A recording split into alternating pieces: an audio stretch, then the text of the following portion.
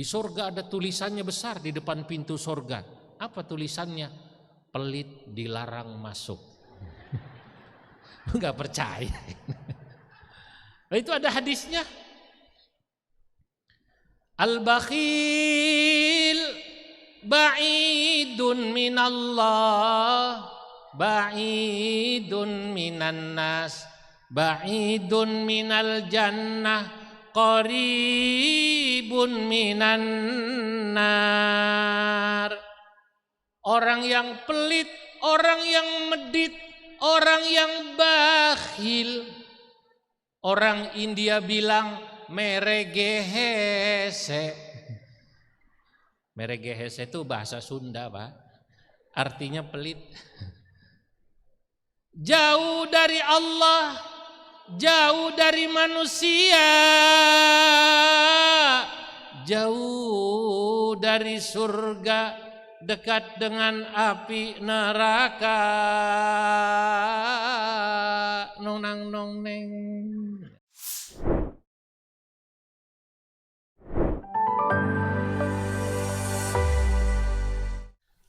Assalamualaikum warahmatullahi wabarakatuh.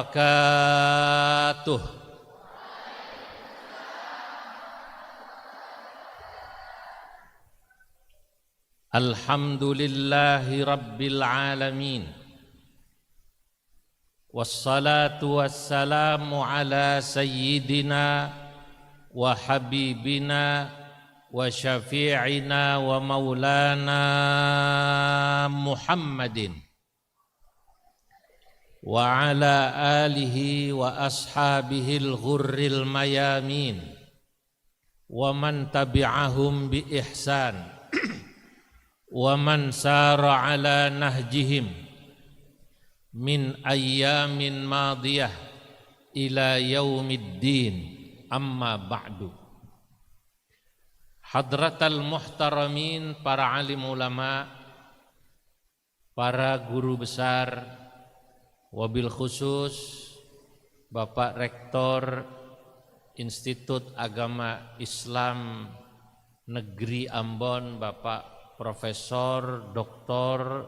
Zainal Abidin Rahawarin, beserta Ibu yang Ketua Dharma Wanita IAIN Ambon.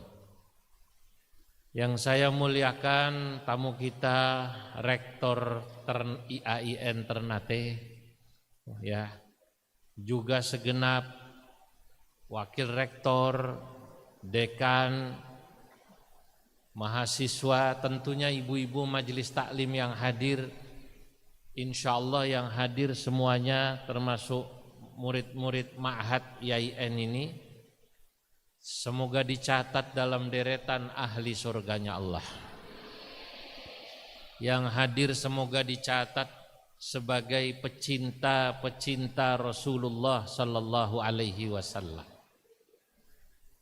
Siang hari ini alhamdulillah satu nikmat bagi saya untuk kali ketiga dapat berkunjung ke kota Ambon, khususnya di IAIN Ambon ini. Memang kota Ambon itu luar biasa. Jangankan orangnya yang manis, ikannya saja manis di sini.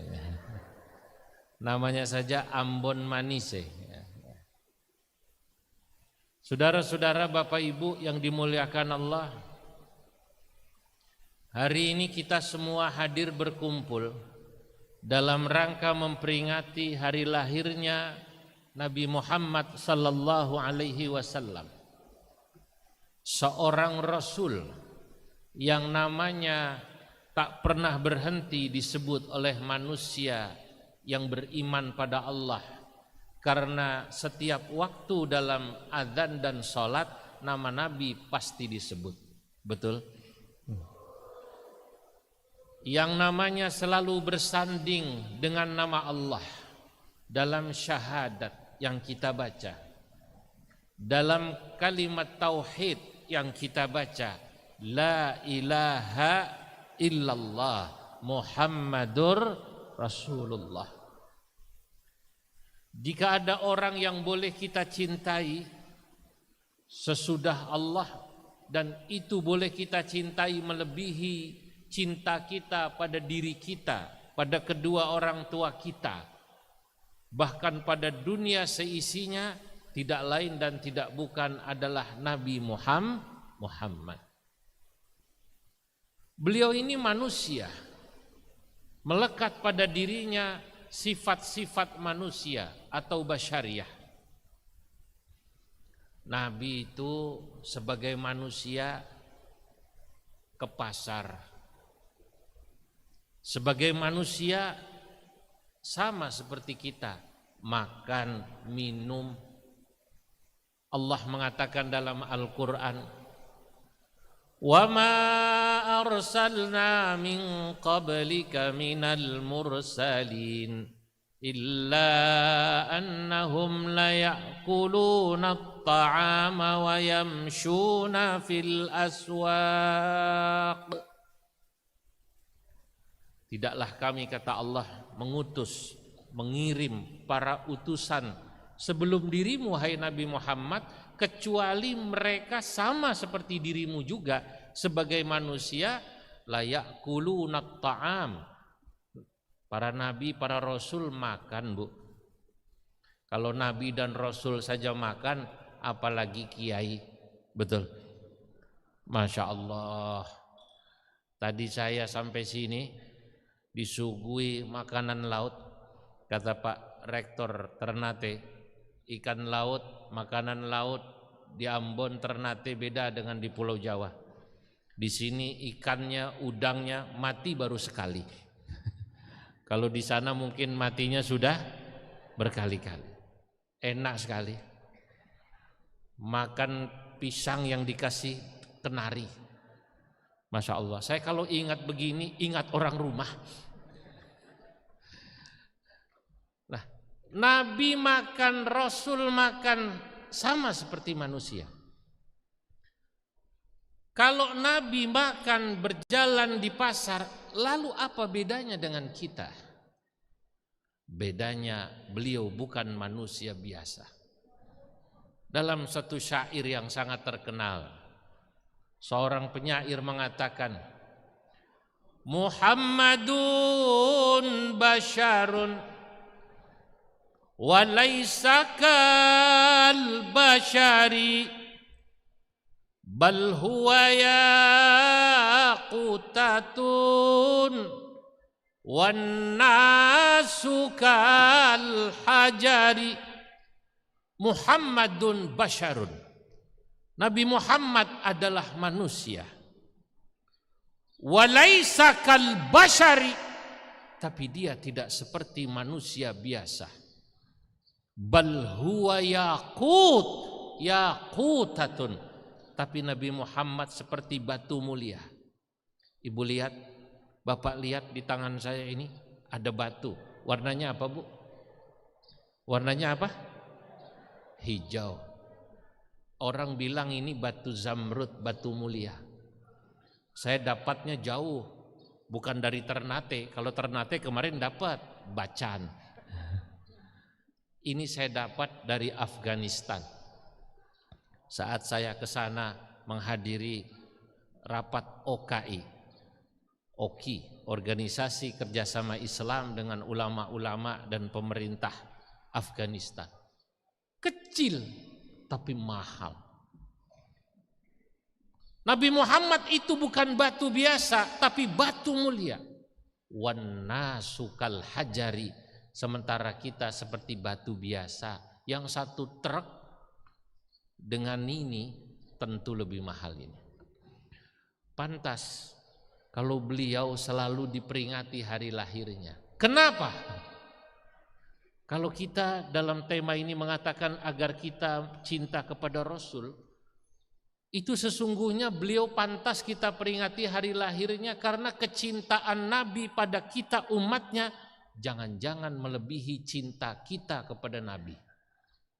Ibu, Bapak, Nabi itu ketika diminta oleh Allah satu permintaan, doanya cuma satu, permintaannya cuma satu, ya Rabbi la arda wa wahidun min ummati finnar.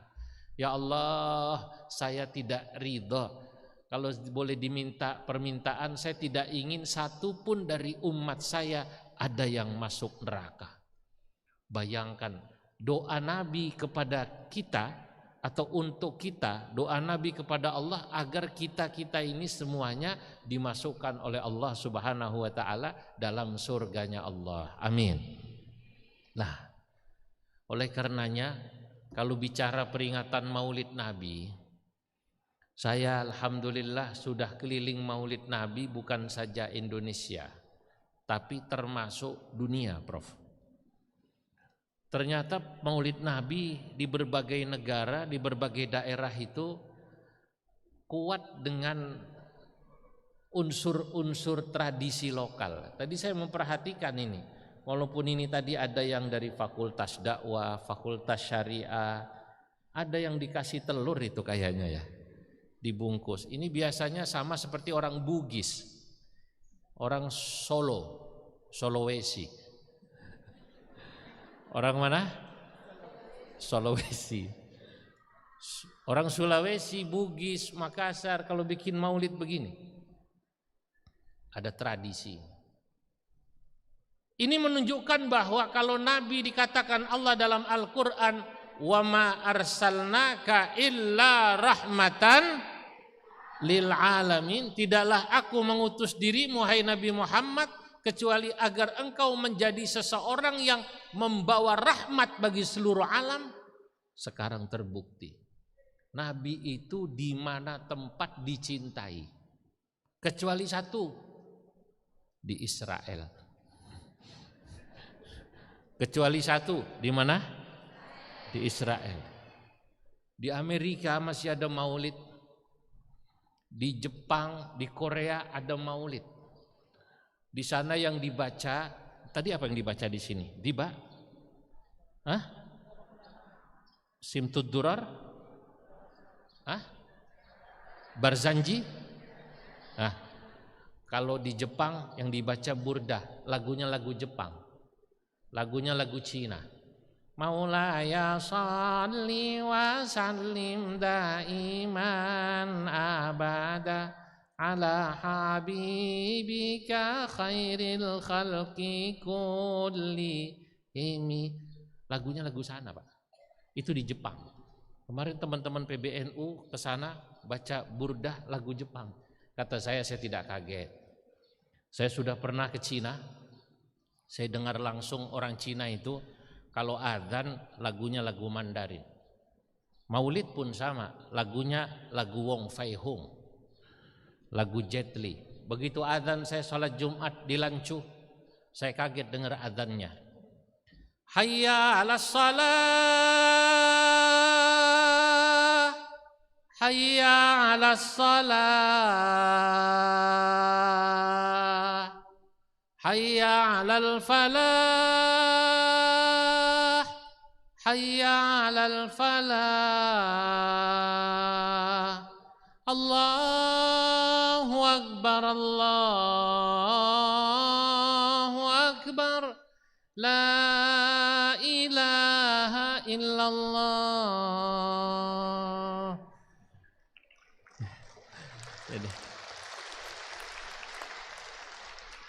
Waktu saya dengar adzan ini di Masjid Lancu, saya mau tertawa takut kualat, Pak Prof. Saya tahan. Dalam hati saya membatin, ini orang Cina, kalau dia baca maulid Nabi asyraqal, pasti lagunya beda sama orang Ambon. Kalau orang Ambon tadi asyraqal, Allah ya Nabi salam, ya Rasul alaika ya Habib.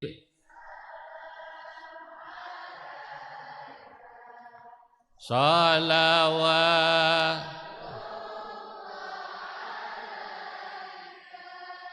Kata saya, orang Cina kalau dia baca maulid asyraqal pasti lagunya lagu Jet Li.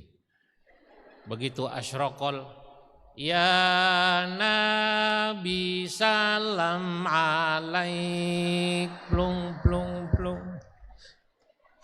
Ya Rasul salam alaik, blung blung blung.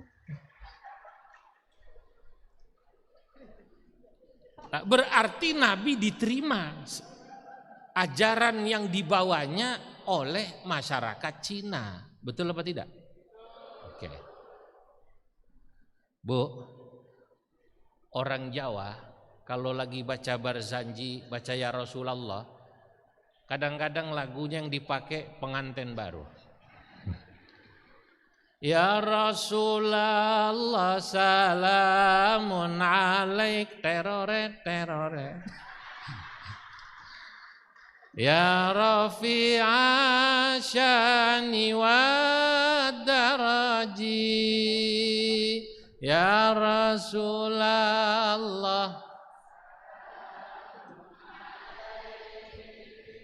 Ya Rafi'a syani wa daraji, atfata yaji,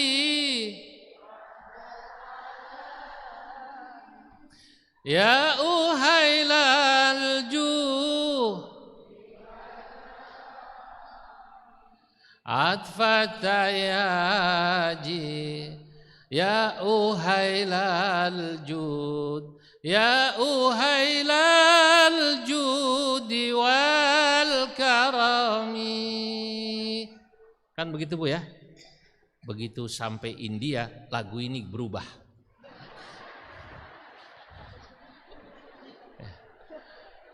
Di sana lagunya jadi kucu-kucu hotahe. Ya. Ya Rasulullah salamun alaik, ya Rafi'a syah.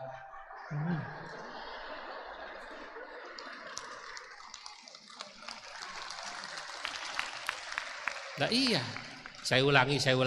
Sepertinya ibu tahu lagunya ya. Coba bareng-bareng. Ya Rasulullah salamun alaik,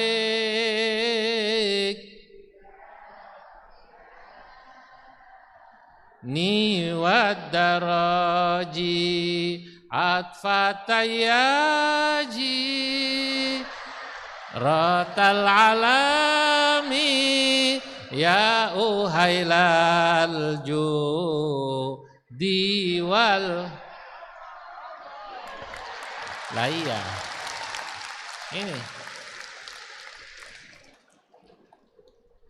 Ini sudah orang India, sudah jadi orang India kata. Orang Ambon karena bilang sudah begitu ya Bu ya. Jadi gitu. Ya. Jadi sudah jadi orang India. Jadi Nabi itu betul-betul rahmatan lil alamin. Saya ke Australia, diundang Maulid Nabi, Prof, oleh sahabat saya Mufti Australia, Ad-Doktor As-Sayyid Salim Al-Husaini. Dia bikin Maulid Nabi di gor tertutup sekitar 7 tahun lalu. Saya kaget, yang hadir lumayan Prof, 7.000 orang di gor. Mereka namanya sudah terdaftar. Ya Allah, kata saya, Nabi saya ini dicintai masyriqan wa maghribah, dari timur ke barat, dari utara sampai selatan. Bahkan saya sampai Selandia Baru, kalau paling selatan, kalau utara Uzbekistan sana terus. Itu semua memperingati hari lahir Nabi. Peringatan hari lahir Nabi ini dalam rangka tadi menunjukkan mahabbah. Mahabbah itu cinta. Orang kalau cinta, segala sesuatu yang berhubungan dengan orang yang dicintainya, pasti dia suka. Betul? Anak-anak milenial generasi Z ini Prof, dia tidak pernah mengalami jatuh cinta seperti jatuh cintanya Pak Rektor dengan Ibu Rektor. Iya. Kalau zaman sekarang sudah pakai WA. Zaman beliau pakai surat, kertasnya warnanya pink. Kertasnya wangi, disimpanlah itu kertas. Kalau mau tidur dibaca lagi, dicium, ditaruhnya di bawah bantal. Jangan-jangan surat itu masih disimpan, Prof. Ya Allah. Itulah orang kalau cinta pada orang yang dicintai, maka segala sesuatu yang berhubungan dengan yang dicintai akan cinta. Dulu orang mencintai Allah, mencintai Rasul, biasanya menyebut orang yang dicintai dengan sebutan lain. Yang biasa dipakai, digunakan namanya Laila. Saya juga, kalau tadi beliau minta saya membaca syair saya menyebut NU, organisasi di mana saya ada, itu Laksana Matahari dan Laila. Syair ini saya buat pada saat ulang tahun 1 abad NU di Sidoarjo. Ya nahdhatal ulama bawwaba baldatina umdata anfusina a'zim bi bahjatiha. Ini kan lagu salat ibu-ibu ya. Ya nahdhatal ulama bawwaba baldatina umdata anfusina a'zim bi bahjatiha syamsun idza tala'at lam yabdu kawkabuna laila idza kallamat Qaisun wa junna biha. Ini lagu Nasidaria ya Bu, zaman dulu.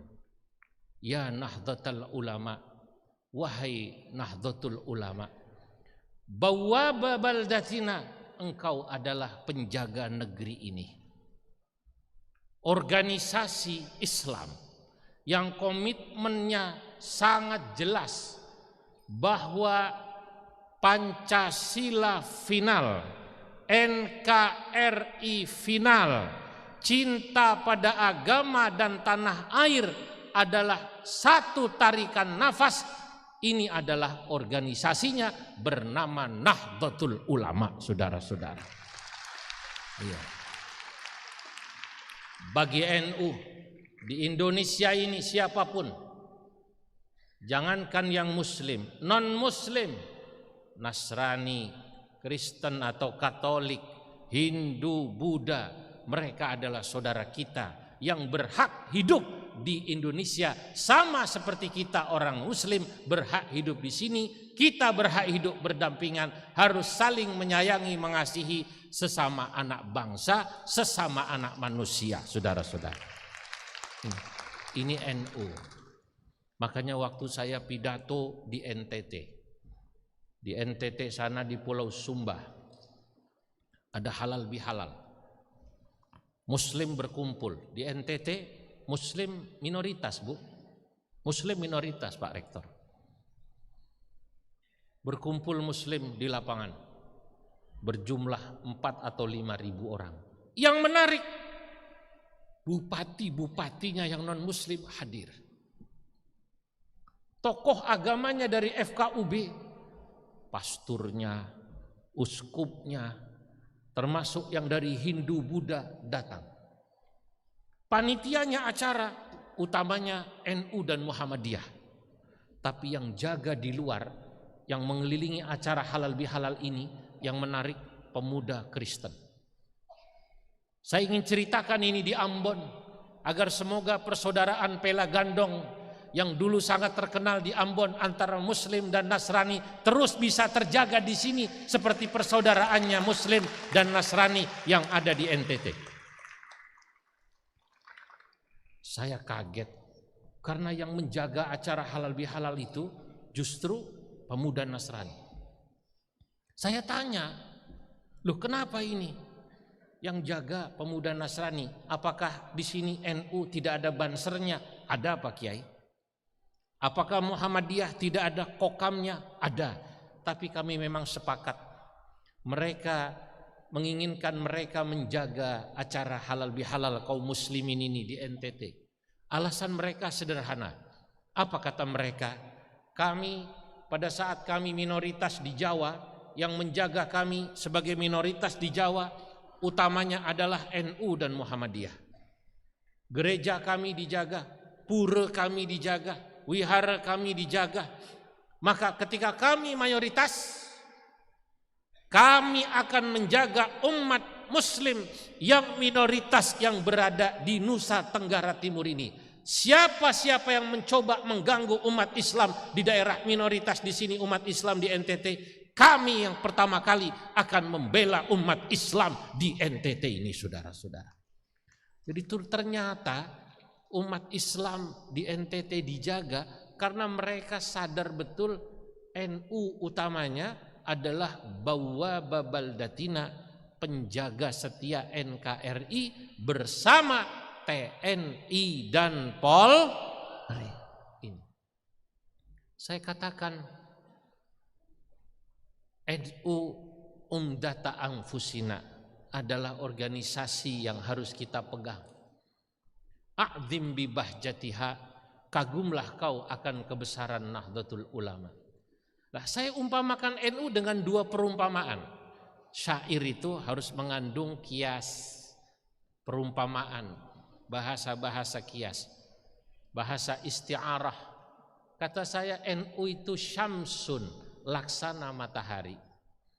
Idza tala'at, ketika dia muncul, lam yabdu kaukabuna, bintang-bintang yang kecil tak begitu terlihat.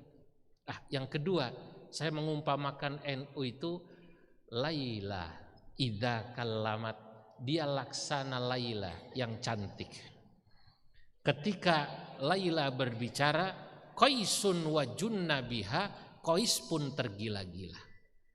Nah, Qais dulu ibu bapak tergila-gila pada Laila sampai-sampai setiap kali dia masuk ke gerbang rumahnya atau kampungnya Laila, di sana ditual. Beliau ini kan Lailanya Pak Rektor. Begitu masuk ke kampungnya Laila ditual, baru sampai gerbang kampung Laila ditual, gerbangnya dipeluk sama Prof Zainal Abidin. Dipeluk. Ini kampungnya Lailaku, katanya. Nanti semakin dekat, temboknya rumah Laila pun diciuminya. Kata orang, mulai gila itu katanya, tembok rumah diciumi. Orang yang tak pernah merasakan jatuh cinta, sulit kita menjelaskannya, betul? Orang yang jatuh cinta, suratnya diciumi terus. Warnanya apa, Bu? Warnanya pink. Masih disimpan, Bu? Orang yang pernah jatuh cinta, dia tahu dicium itu. Nah, begitulah orang yang cinta kepada Nabi Muhammad sallallahu alaihi wasallam. Ya Allah, di beberapa kampung saya pernah datang, Prof. Di kampung itu orang memperingati Maulid Nabi saking cintanya, tiap rumah bergeser. Katanya, jangan hanya di rumahnya orang kaya boleh memperingati Maulid Nabi. Saya pun orang biasa, ingin rumah saya dibaca salawat di dalam rumah saya, walaupun yang saya suguhkan hanya ubi rebus, singkong rebus, sukun rebus. Tapi saya ingin rumah saya dibacakan salawat. dan itu menunjukkan saya cinta pada Nabi. Ya Nabi, salam alaika.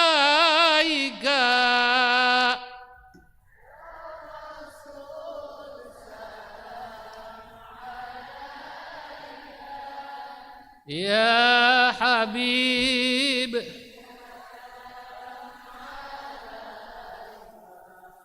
salawat.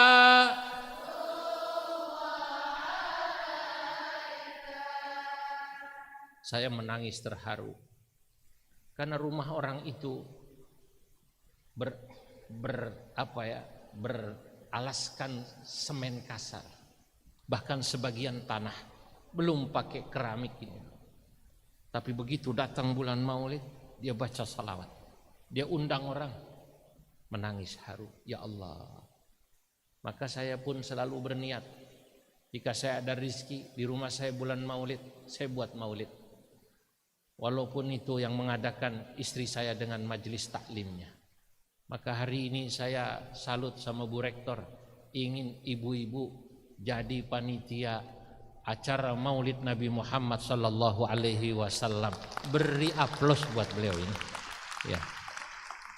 Karena kalau ingat yang undang istri saya, kata Pak Rektor. Waduh. Kalau sudah bicara ibu-ibu repot kalau kita tidak datang, Bro, ya. Iya. Repot, bro. Masya Allah. Laki-laki ini kadang-kadang gagah kelihatannya di kantor. Gelar boleh profesor. Itu gelar profesor sudah paling tinggi, Bu. Di atas profesor itu tinggal peci. Di atasnya peci. Ya. Tapi kalau sampai rumah, Masya Allah. Betul, betul. Kalau ibunya anak-anak sudah marah, itu pinter kita hilang, Prof.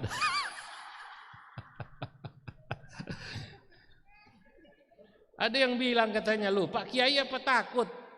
Ya, sama istri. Tidak, saya tidak takut sama istri saya. Cuman istri saya lebih berani dari saya. Saudara-saudara, Bapak Ibu yang dimuliakan Allah, inilah Maulid Nabi. Maka jika kita belum bisa bikin acara Maulid di rumah kita seperti tadi mengundang orang, maka janganlah kita tidak hadir. Janganlah kita tidak berhormat kepada Nabi pada saat ada Maulid Nabi, apakah di masjid, apakah di kampus seperti sekarang ini, ataukah di tempat lain. Kenapa? Karena kalau kita ingin mengikuti Nabi, sunnah Nabi, perilaku Nabi, harus dimulai dari mencintai dulu. Maka saya suka ibu membawa putrinya. Selama itu diajak lalu bisa tenang. Karena saya dulu kecil dibawa juga oleh ibu saya. Setiap kali ada maulid, saya ini pintar bersolawat. Itu karena saya kecil, Prof, ibu saya bawa. Bermacam-macam solawat saya hafal. Lagunya macam-macam saya hafal. Dari mana? Dari ibu saya. Ibu saya membawa saya. Itulah kemudian salawat-salawat dari kecil masuk. Oh, inilah pujian kepada Nabi saya Muhammad sallallahu alaihi wasallam. Nah, sesudah kita cinta, mulailah kita mencoba mengikuti Nabi. Kalau mengikuti Nabi, tentu kita tidak bisa 100% mirip seperti Nabi, sulit. Dan memang kita tidak diperintahkan sama persis seperti Nabi 100%. Mustahil. Betul? Kenapa? Pertama, kita bukan Nabi. Ada orang yang bisa mengikuti Nabi, sunnahnya, perilakunya dalam hal dermawan. Ada orang, Bu, Masya Allah, mungkin sholat sunnahnya tidak banyak, tapi dermawanannya luar biasa. Kalau dia berbagi seperti angin, tidak pernah memilih, dia beri semua orang. Nabi digambarkan kedermawanannya ajwada bil khairi minar rihil mursalah. Nabi itu dermawannya seperti angin yang berhembus. Angin ketika dia berhembus tidak pernah memilih orang. Ketika dia ke sana, semua yang di depannya kena. Kalau kita baru dikatakan dermawan manakala kita bisa berbagi pada orang tidak pilih kasih. Islamkah dia, Kristenkah dia? Kalau Islam rajin ibadahkah dia? Atau tidak rajin ibadahkah? Selama dia berhak mendapatkan sedekah kita, beri. Dia rajin ibadah, dia baik pada kita, beri. Dia pelit pada kita, beri. Mohon maaf, kadang-kadang ada di sana, Prof, di sana Pak, mau ngasih, mau sedekah hanya pada orang yang baik pada dirinya. Ada yang begitu? Mana orangnya? Suaminya memberi uang 500.000. Mama, ya Pak, tolong kau bikin kolak. Di Jawa ada kolak, di sini apa namanya? Kolak, sama ya? Dia buat kolak, kolak pisang, kolak ubi. Kata suaminya, kau bagi tetangga kita ya semua kanan kiri. Baik Pak. Sebelah kanan dikasih, kiri dikasih, sebelah sana. Depan rumah tidak. Begitu ditanya oleh suaminya, kenapa depan rumah itu tidak? Buat apa? Dia saja pelit pada kita. Ada yang begini? Nah, berarti belum dermawan betul. Ketika dia memberi masih pakai hitung-hitung, belum dermawan. Kalau dermawan seperti Nabi, ajwada bil khairi minar rihil mursalah. Nabi memberi seperti angin. Sulit Bu, kita suka masih hitung-hitungan. Untuk dermawan penuh saja tidak, apalagi kemudian mengikuti Nabi dalam hal sholatnya. Ibu lihat, Bapak lihat, dalam hadis diceritakan Nabi itu kalau sudah salat tahajud dari tengah malam sampai subuh. Hatta tatawarrama qadamahu min qiyamil lail, sampai-sampai kaki beliau bengkak. Istri beliau bertanya pada Nabi, "Ya Rasulullah, alam yaghfir lakallahu ma taqaddama min dzambika wa ma ta'akhkhar?" Bukankah dirimu ya Rasul, jikalaupun punya dosa, dosamu yang telah lalu dan akan datang sudah diampuni Allah, kenapa kau sholat tahajud sampai kakimu bengkak? Nabi menjawab sederhana, "Ya Aisyah, afala an akuna abdan syakura?" Apa tidak boleh aku menjadi hamba Allah yang bersyukur? Ya Allah. Jadi Nabi sholat tahajud karena bersyukur. Saya tahu, Prof, ibu-ibu dharma wanita, bapak-bapak juga di sini banyak yang kakinya bengkak. Cuma bengkaknya apa karena rajin sholat tahajud, apa kena penyakit asam urat, lah itu yang saya tidak tahu. Kita tidak bisa ngikuti sama persis. Nabi itu pemaaf, pemaklum, halim, santun. Sehingga beliau ketika melihat ada orang punya salah, dimaafkan. Karena beliau melihat orang tersebut dari sudut pandang orang itu. Pernah dalam hadis diceritakan ketika Nabi sedang di masjid, Ja'a Arabiyun fabala fi ta'ifil masjid, datanglah seorang Arab Badui tiba-tiba masuk ke Masjid Nabawi. Masjid Nabawi dulu belum pakai seperti sekarang karpet, belum, masih tanah. Maaf, Badui Arab kampung itu fabala fi ta'ifil masjid, dia ke pojok masjid lalu dia pipis. Sahabat hampir memukul orang itu. Oleh Nabi, da'u, biarkan, maafkan dia. Jangan dipukul. Pertama dia itu Badui. Orang Badui itu baru belajar Islam, baru kenal Islam. Beda dengan Bapak Ibu yang hadir di acara maulid ini, yang dari wajahnya kelihatan Al-Quran di luar kepala semua. Ya Bu ya, Al-Quran di luar kepala. Kepala di mana, Quran di mana? Sudah bangga dulu ini Prof. Dianggapnya di luar kepala itu hafal. Nabi maafkan dia ini Badui. Lagi pula kalau orang sedang maaf kencing, lalu dipukul, takutnya dia lari, kencingnya jadi kemana-mana. Kata Nabi, cukup kalian ambil satu gayung air, bekas kencingnya siram. Subhanallah, pemaafnya Nabi.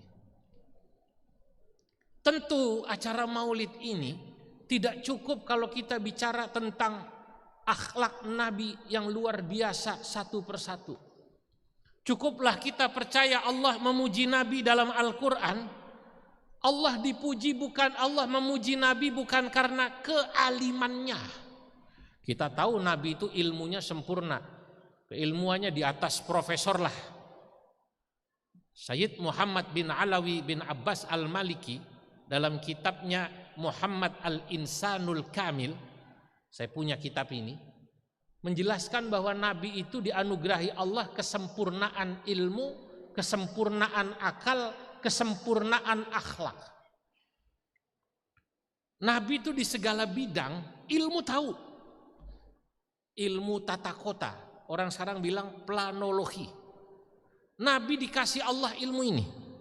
Sehingga ketika Nabi datang ke Madinah, Nabi melihat pasar di Madinah yang lama, tidak cocok pasar di sini, susah berkembang. Kata Nabi, geser ke sana. Digeser pasar di tempat yang baru, Nabi menunggui pasar baru itu, pasar ini berkembang. Nabi membuat hammam. Hammam itu toilet umum, tempat orang mandi dan buat hajat di sana, buang hajat. Dicari tanah yang bagus, di sini hammam. Ini kata Said Muhammad menunjukkan bahwa Nabi dianugerahi Allah ilmu tata kota. Bahkan Nabi kemudian mengajarkan sahabat ketika membangun rumah, kata Nabi, jangan kau bangun rumahmu menutupi jalan angin tetanggamu. Jangan kau bangun rumahmu menutupi cahaya tetanggamu. Itu artinya kalau bahasa orang tata kota sekarang harus ada GSB-nya, garis sebangun bangunan, ya kan gitu. Garis sejajar bangunan, maaf. Diatur. Jauh sebelum orang tata kota tahu GSB, Nabi sudah mengajarkan ini dalam hadis. Subhanallah. Begitu sempurnanya ilmu Nabi, tapi Allah tidak memuji Nabi ilmunya. Yang dipuji apa? Akhlak. Allah mengatakan dalam Al-Quran, wa innaka la'ala khuluqin azim. Wa innaka, dan sesungguhnya dirimu hai Nabi Muhammad, la'ala khuluqin azim, sungguh dirimu memiliki akhlak yang sempurna. Pertanyaannya, kenapa yang disebut Allah akhlak? Karena ternyata Bapak Ibu, orang itu akan tertarik pertama kali pada orang dan selanjutnya pada akhlak. Kita ketemu orang pintar, orang pandai, tapi sombong. Ibu suka? Tidak, sombong. Kita ketemu orang cantik sekali Pak, ganteng sekali Bu, tapi pelit sekali. Tahu pelit?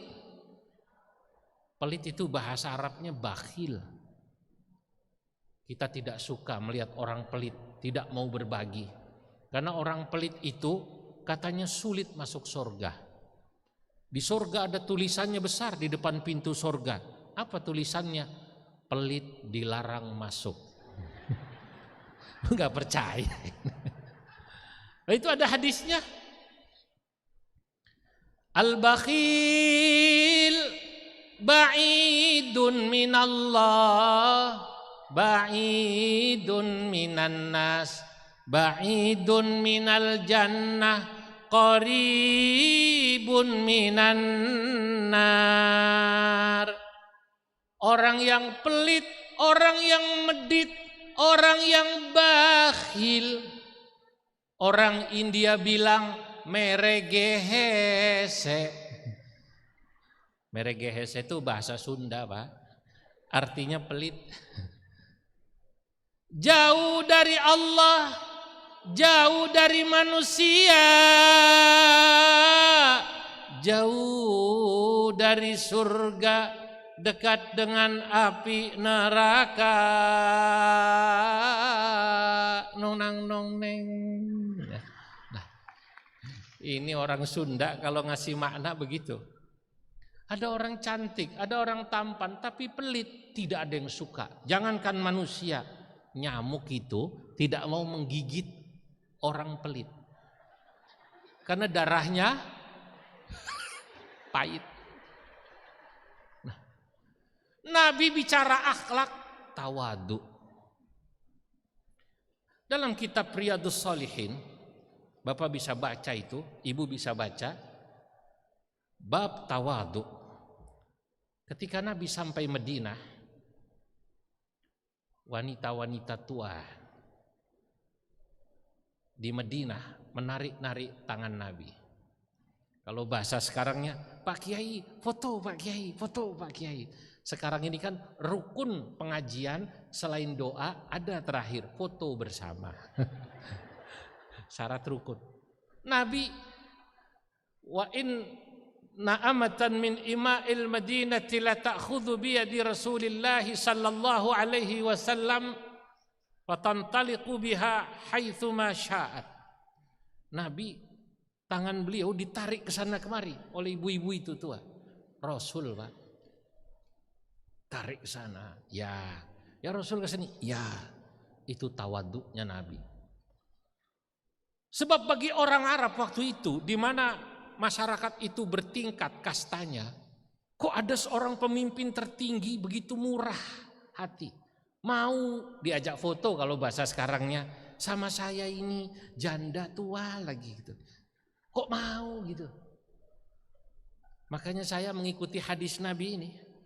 Kalau saya habis acara banyak itu ibu-ibu, Pak Kiai foto Pak Kiai, tolong yang di samping saya jangan yang muda, takut istri saya cemburu. Betul apa tidak? Tapi saya mau difoto. Kenapa? Ya karena tadi itu bagian ketawaduan. Ya Allah, akhlak inilah yang membuat Nabi dicintai. Saya ingin katakan kalau kita Bapak Ibu sekarang mengikuti Nabi, meneladani sifat beliau dan perjuangannya, pertama teladanilah akhlak beliau. Dan sebagai umat Nabi Muhammad, kita ini punya tanggung jawab moral yang besar agar bisa menjelaskan kepada orang banyak, baik pada orang Islam ataupun di luar Islam, bagaimana indahnya akhlaknya umat Islam.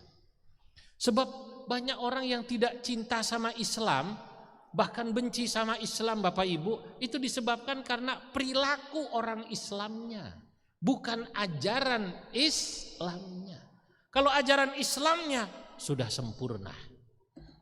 Al-yauma akmaltu lakum dinakum wa atmamtu alaikum ni'mati wa raditu lakumul islama dina. Lalu kenapa ada orang benci sama Islam? Jawabannya mungkin yang mereka lihat orang Islam yang perilakunya buruk. Kalau yang mereka lihat orang Islam yang perilakunya baik seperti orang Islam di Ambon ini, insya Allah mereka cinta sama Islam. Amin. Bu, orang Islam Indonesia dari Ambon ini yang Manise, kalau sedang pergi haji orang salut. Indonesia, betul apa tidak? Pasti mereka akan jempol. Tidak ada orang bertemu orang Islam Indonesia kecuali bilang, Kenapa? Karena orang Islam Indonesia terkenal ramah, tidak pernah marah. Dia duduk sholat, orang datang di sampingnya, silakan. Dia jalan tawaf, kakinya terinjak, dia tidak marah, malah dia minta maaf sama yang menginjak. Pak, maaf kaki saya terinjak. Oh, yang terinjak malah minta maaf gitu.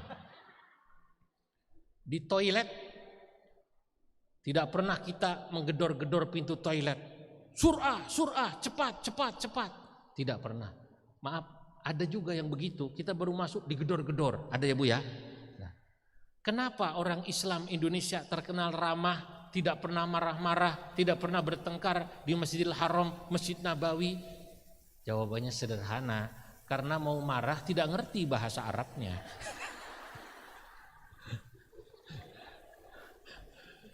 Macam mana mau marah Pak Kiai? Ya, Saya tidak ngerti bahasa Arabnya. Orang saya keluar dari masjid ditawari kerudung. Siti Rahmah, hajjah, khamsa rial.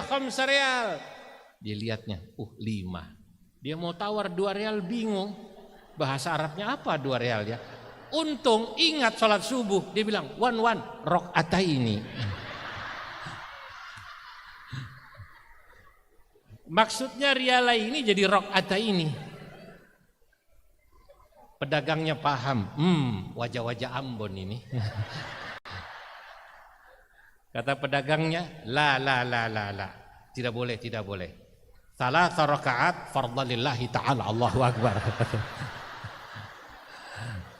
Kalau mau katanya 3.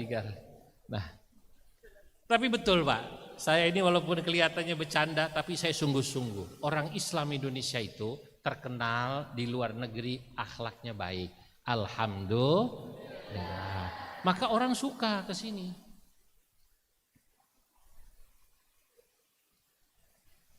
Tapi ada orang melihat Islam buruk karena yang dia lihat kebetulan orang Islamnya kurang baik. Saya mau cerita, tapi tolong ini rahasia, jangan ngomong-ngomong ya. Rahasia. Saat saya ceramah di Belgia. Saya pidato ceramah di Belgia tahun 2017 atau 16 saya lupa ya. Salah satu hadirin yang hadirat perempuan, mahasiswa pasca yang sedang mengambil S2 atau S3 di Jerman, orang Indonesia. Saya tanya pada beliau, Mbaknya ini kan seorang muslimah, ya Kiai. Saya mau tanya, pernahkah Mbak ini sebagai seorang muslimah di Eropa ini mendapatkan perlakuan yang tidak menyenangkan? Oh sering Pak Kiai. Oh sering, iya. Seperti apa itu? Kata saya. Misalnya Pak Kiai, saya sedang di stasiun, sedang di taman, sedang di mall. Tiba-tiba ada orang mendekati saya. Dia tahu kalau saya muslimah karena pakai jilbab, kan begitu ya Bu ya. Kalau laki-laki pakai celana, pakai baju panjang, tidak pakai peci, tidak tahu kalau kita muslim. Tapi kalau perempuan, orang tahu dia muslimah. Lalu orang itu tiba-tiba mendekati saya, kata mahasiswa pasca ini, atau ya S2 atau S3 saya lupa. Dia bilang, orang itu tiba-tiba bilang, you are Muslim, you are terrorist. Kau seorang muslim ya, kau teroris ya, kau tidak layak tinggal di Eropa ini. Pulanglah kau ke negerimu. Wah, bayangkan. Kalau Katong dibegitukan, betul Katong ya? Kalau Katong dibegitukan, kalau Beta dibegitukan, seperti apa coba? Bapak Ibu marah tidak? Marah enggak? Dibilang teroris. Kalau marah di sana kita minoritas, tambah habis kita. Saya tanya Mbak itu, lalu Anda menjawabnya bagaimana? Jawabannya menarik. Saya doakan ini mahasiswa IAIN Ambon yang sebentar lagi jadi UIN Ambon. Beri tepuk tangan buat UIN Ambon. Ya, terutama beri tepuk tangan buat Pak Rektornya, Prof. Zainal Abidin yang memperjuangkannya ya. Jadi universitas yang unggulan. Saya berharap nanti dari Ambon ini ada mahasiswa-mahasiswi Ambon ini, UIN Ambon, yang bisa S2, S3 di Leiden. Di Leiden, ya, di Vrije University Amsterdam, di McGill, Kanada. Saya sudah sampai McGill. Di Harvard University, saya sudah sampai Harvard University. Ya. Sampai Korea Selatan. Karena saya temukan banyak mahasiswa NU di sana. Mahasiswa NU di sana tidak semua jurusannya syariah, tidak. Tidak usuluddin semua tidak.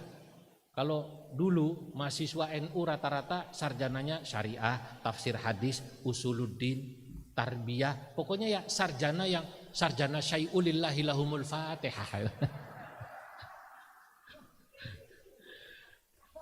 Saya ke Jepang, mahasiswa NU di sana doktornya doktor nuklir. Profesor nuklir. Saya ke McGill ke Kanada, mahasiswa NU profesor tambang. Saya bertemu di Korea Selatan mahasiswa NU S3 di sana, dulunya pesantren, pinter ngajinya, tapi dia ilmu sosial yang hebat.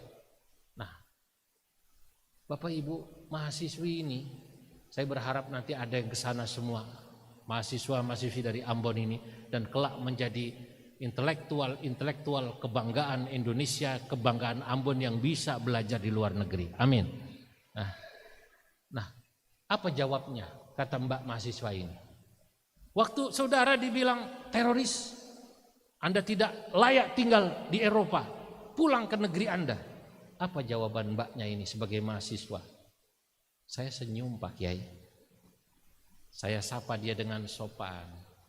Hello, how are you? Apa kabar? Terus orang itu biasanya malu karena saya tidak marah. Masya Allah. Saya bilang, top. Anda mengikuti akhlak Nabi. Nabi diludahi, yang meludahi dibalas dengan senyum. Betul? Nah, tapi saya bisa memaklumi Pak Kiai, kenapa dia kok begitu benci sama Islam, benci sama orang Islam.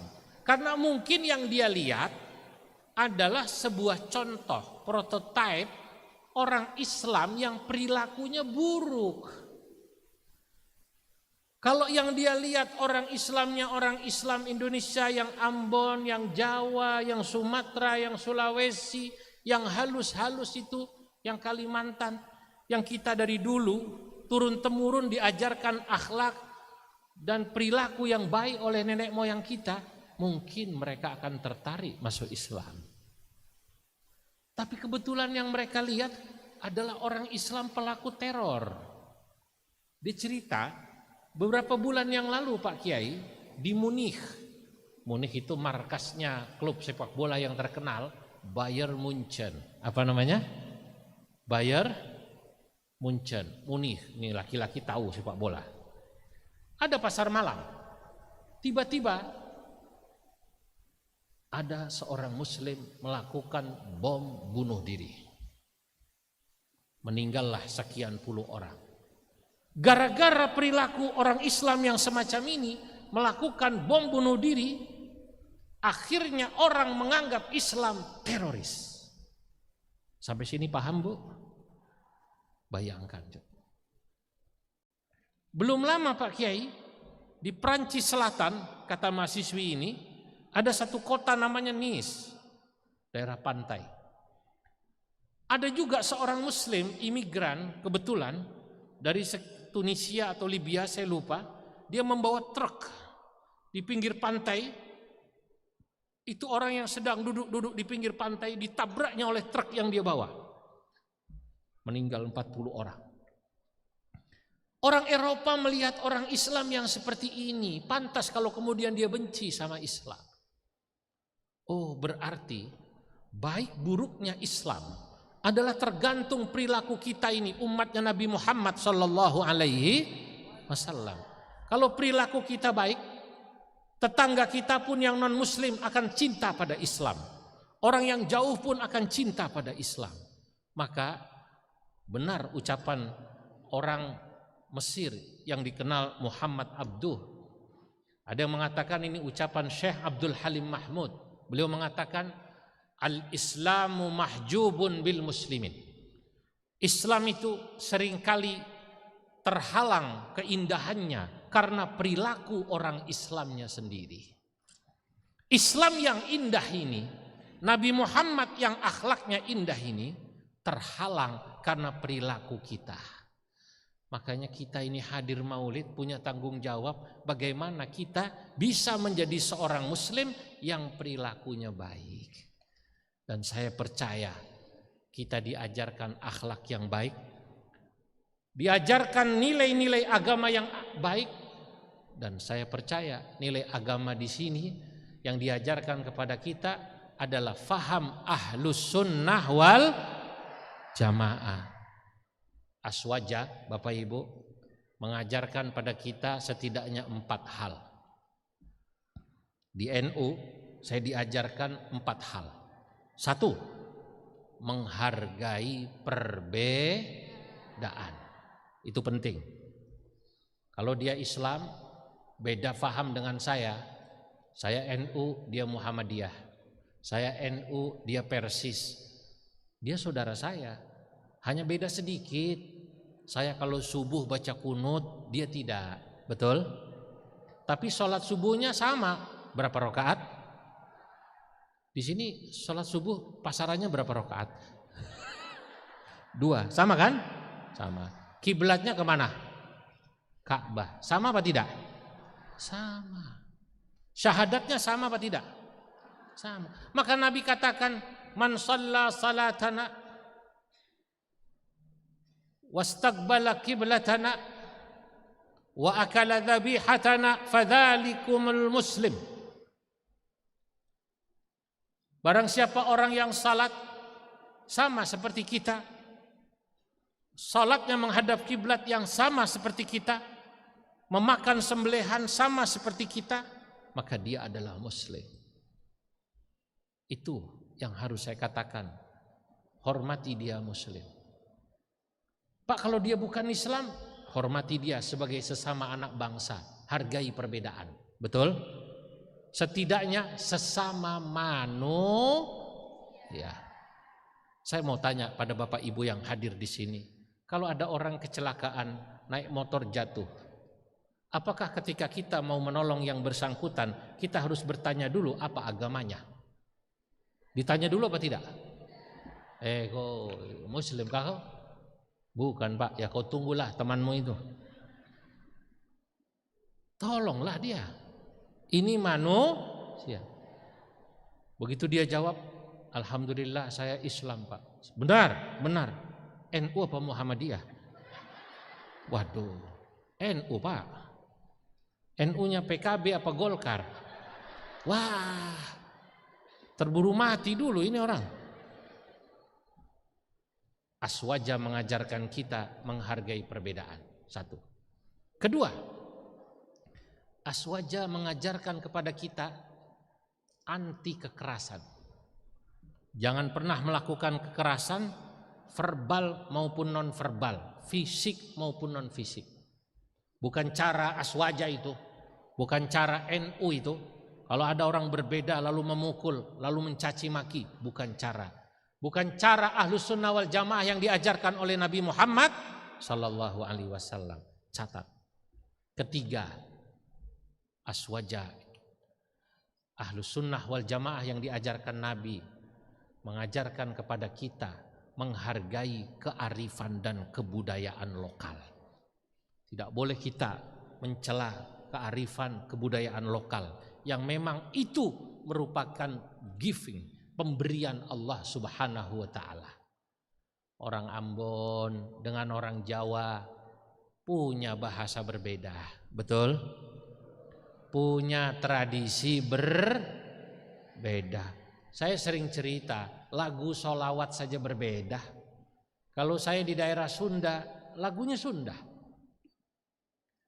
Aduh Gusti abdi sanes ahli surga, ilahi lastulil firdausi ahla, wala aqwalan naril. Sunda. Nanti ketemu orang Jawa, sholawatan lagunya Iwak Bandeng. Prof Zainal ini nggak tahu, bukan orang Jawa. Kalau Rektor Ternate istrinya orang Jawa. Saat saya ceramah di Hong Kong, PMI kita, pekerja migran kita, Muslimat NU, Prof, mengajak saya sholawatan. Ternyata mayoritas dari Jawa Timur. Apa sholawatnya? Lagunya Jawa Timuran, Iwak Bandeng. Iwak bandeng, iwak bandeng, iwak sepat, percuma ganteng, percuma ganteng, tak pernah sholat. Iwak hiu, iwak hiu jumlahnya cacai papat, percuma ayu nggak pernah sholat.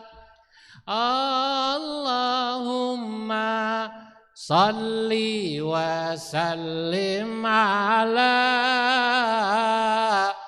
sayyidina wa maulana Muhammadin adada ma fi ilmillahi salatan daimatan mimulkillahi. Orang Jawa, nanti kalau ibu ke Sumatera Barat, Padang, sholawat lagunya jadi ayam delapeh. Ya Nabi salam alaika, ya Rasul salam alaika, ya Habib salam alaika, salawatullah alaika. Tugas Bapak Ibu orang Ambon adalah lagu daerah Ambon, coba bikin sholawat. Ayo. Tadi saya turun dari bandara, lagu Ambon apa itu? Hah? Lagu daerah Ambon apa, Bu? Yang terkenal sampai Jawa apa? Lagu daerah Ambon. Bukan Apuse Kokondau, bukan kan? Nah, saudara-saudara Bapak Ibu, ini kearifan lokal. Kita harus menghargai kearifan lokal sebagaimana Nabi menghargai itu. Yang terakhir, yang keempat, Ahlus Sunnah wal Jamaah mengajarkan kepada kita agar kita mencintai bangsa dan negara atau tanah air kita sebagaimana kita mencintai agama kita. Cinta agama dan cinta tanah air dalam faham Ahlus Sunnah wal Jamaah harus ditanamkan dalam satu tarikan nafas. Kalau 4 hal ini bisa kita ajarkan kepada mahasiswa kita, kepada anak-anak kita, maka akan muncul generasi-generasi muslim yang secara akhlakul karimah mengikuti Nabi Muhammad sallallahu alaihi wasallam dan perjuangannya sama seperti perjuangan Nabi, membawa Islam yang moderat, membawa Islam yang rahmatan lil alamin. Sekian, semoga manfaat. Tidak terasa saya 1 jam lebih sudah berbicara ya. Moga-moga manfaat. Mohon maaf atas segala kekurangan. Wallahul muwaffiq ila aqwamit thariq. Wassalamualaikum warahmatullahi wabarakatuh.